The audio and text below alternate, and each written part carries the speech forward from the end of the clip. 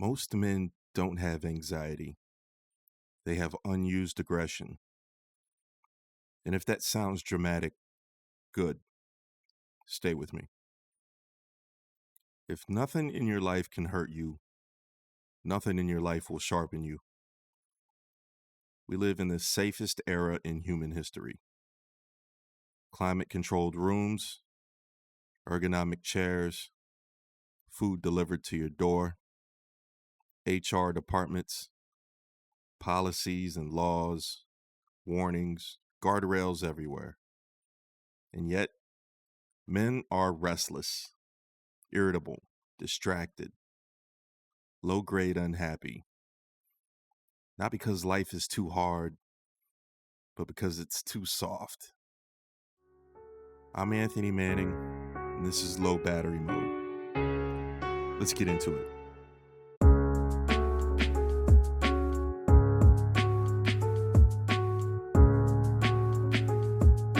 When I say every man needs a hobby that can hurt him, I do not mean starting bar fights, driving drunk, reckless chaos, self-destruction disguised as masculinity. I mean controlled risk, structured environment, clear rules, real consequences. Boxing, jiu-jitsu, MMA, motorcycles, rock climbing, powerlifting, surfing heavy waves, racing, even competing seriously in something mentally brutal. Something where you can lose, something where you can get humbled, something where mistakes cost you. That changes a man. You know what modern men struggle with? Presence. Your brain is constantly scattered. Notifications, emails, text messages, social media, deadlines, noise. You try meditation apps. You try journaling. You try dopamine detoxes. Or you get punched in the face. And suddenly, you are here, completely here. When someone is trying to choke you out on the mat, you're not thinking about your inbox. When you're leaning into a turn at speed on a motorcycle, you're not wondering how many likes your post got. Pain collapses mental noise. It forces awareness. It's not spiritual, it's biological. Modern life lets your ego inflate without resistance. At work, you might be the manager, the top performer, smartest guy in the room. In your hobby, you're a white belt getting folded by someone half your size. That's healthy. Because ego without friction becomes delusion. A dangerous hobby keeps you honest. It reminds you you are not finished. You are not above learning. You're not untouchable.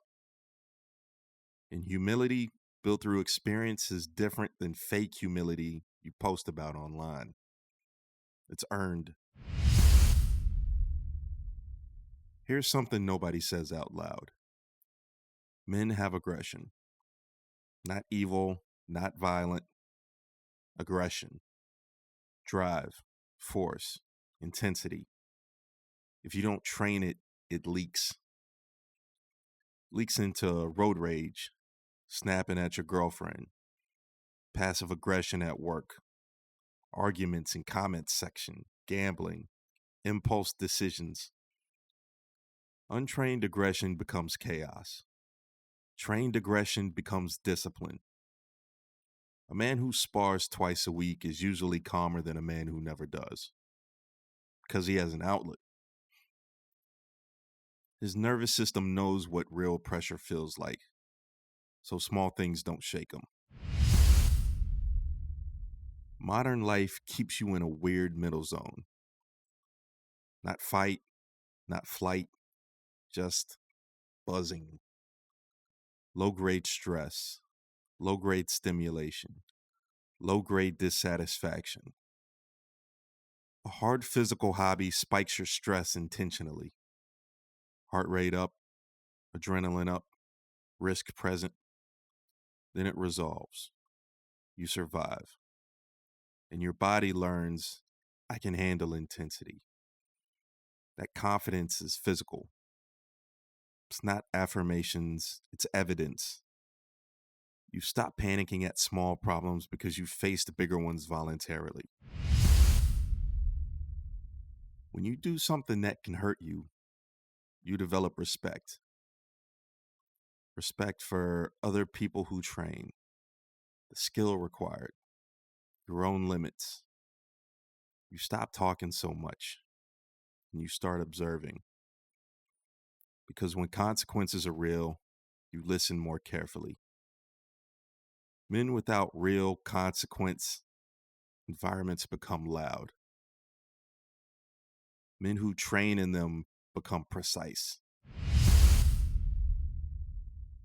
You want to know when I stopped feeling soft? It wasn't when I read another book. It wasn't when I optimized my morning routine.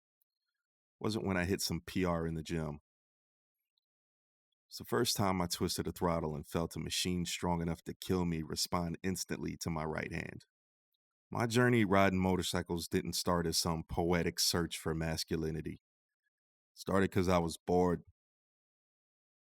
I thought I'd look cool. I was living in comfort. And comfort, as we've talked about, is quiet poison. I remember taking the safety course down here in Tampa. I showed up nervous, but pretending not to be, trying to look like I belonged. The instructor said something that stuck with me. He said, the bike doesn't care about your ego. It only responds to input. That's life. The first time I rode on the open road, I was hyper aware of everything. The wind, the vibration, the sound of the engine, traffic, my heartbeat inside my helmet. There's something different about being exposed like that. No airbags, no steel cage around you, no distractions, just you, physics, and consequences. And that's the point. A motorcycle demands presence. If your mind drifts, you drift. If your emotions spike, your throttle hand gets twitchy. If your ego takes over, you override your skill level. I started on a 600cc Honda. Eventually, I upgraded to a 1000cc BMW that has way more power than I have business handling. But that's where the real lesson begins. Because the bike will expose you. If you're impatient, it shows. If you're arrogant, it punishes you. If you're hesitant, it feels unstable. You cannot fake competence at 140 miles per hour. There was a moment, and I won't get dramatic about it, but I took a corner too hot. Not reckless, just overconfident. And I felt that tiny slip, that whisper from the bike that says, you're not in control like you think you are. Everything slowed down. And in that half second, I understood something. Fear is clarifying. Not panic, not anxiety, not overthinking. Real earned fear. The kind that sharpens you. From that day on, I approached riding differently. More disciplined, more respectful. I practiced more, studied lines, worked on braking, body positioning, throttle control. It stopped being about looking cool, became more about mastery. And here's what riding gave me that nothing else did. Immediate feedback. Life's often delayed. You make bad choices and don't feel it for years. On a bike, you feel it now. Responsibility. No blaming traffic, no blaming weather, no blaming other people. Your survival is largely in your hands. Calmness under pressure. When something expected happens on a bike, panic makes it worse. You breathe, you execute, or you crash. And respect for risk, not recklessness, respect. That's what a hobby that can hurt you does. It forces you into alignment. A lot of men today are dull because nothing in their life demands sharpness. Everything is padded, climate controlled, algorithmically curated, safe. We've engineered friction out of existence, but friction is what shapes you.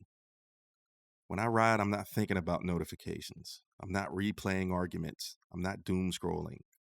I'm fully there. And there's something deeply masculine about voluntarily stepping into something that requires courage and skill. Not to prove something to the world, but to prove something to yourself. Riding motorcycles humbled me. It made me more patient, more alert, more disciplined. It made me take my physical health more seriously because strength and mobility matter when you're controlling 400 plus pounds of metal at speed. It made me respect my own limits. And paradoxically, that respect made me more confident in every other area of my life. Because once you've trained your nervous system to stay calm while leaning into a high-speed corner, that tough conversation at work, that risk in business, that uncomfortable truth in a relationship doesn't feel as overwhelming. A hobby that can hurt you recalibrates your perception of fear. It reminds you that you are alive and not the numb, comfortable version of yourself, the alert version, the responsible version, the capable version. I'm not saying every man needs a motorcycle, but every man needs something that demands respect. Something that says, if you're careless, you pay. Because when there are consequences, you grow. And growth doesn't happen in padded rooms. It happens at the edge of your competence. That's what Two Wheels gave me. Not adrenaline, not an image, an edge. Here's the part most men won't admit. If your life is perfectly safe, it slowly shrinks. You start optimizing for comfort instead of growth. You avoid risk. You avoid embarrassment. You avoid physical challenge. You avoid hard conversations. And your world gets smaller. A hobby that can hurt you expands your edge. It reminds you that you are not fragile. You're adaptable. There's something powerful about choosing discomfort voluntarily. It builds a different kind of confidence. Not loud confidence, grounded confidence. If nothing in your life can hurt you, nothing in your life will harden you. You don't need chaos. You need calibrated resistance. You need something that demands your full attention. Something that can check your ego. Something that can bruise you. Something where excuses don't matter. Because when a man has one place in his life where effort is real and consequences are immediate, he carries himself differently everywhere else. Calmer, sharper, more deliberate. Every man needs a place where he's not in control. That's where growth lives. Find yours and let it humble you.